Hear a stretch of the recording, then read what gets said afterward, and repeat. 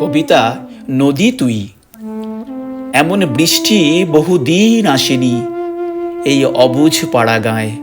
শীর্ণ নদীটা আজ দুরন্ত হয়েছে, দুকুল ছাপিয়ে যায়। অচ্যুত নদীটার জল ছুঁয়েছে মন্দিরের চৌকাঠ। আজ সে চলেছে স্বয়ংবরে দুকুলে রাজ্যপাঠ।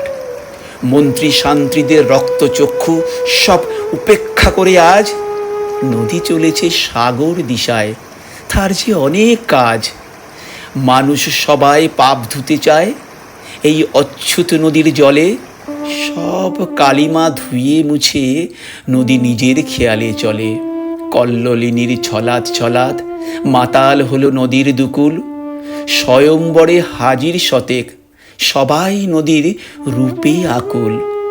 আজ ঘরেতে মন বসে না, বৃষ্টি আকাশ মেঘের বাসর।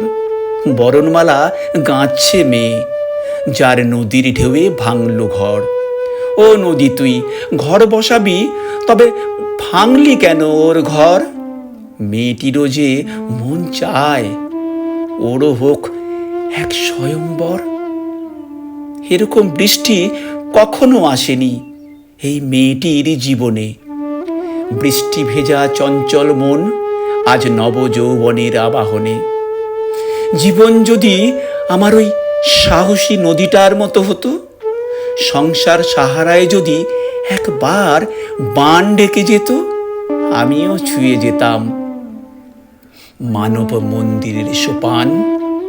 স্বপ্ন পূরণ না হলেও আবার স্বপ্ন দেখা তো হতো।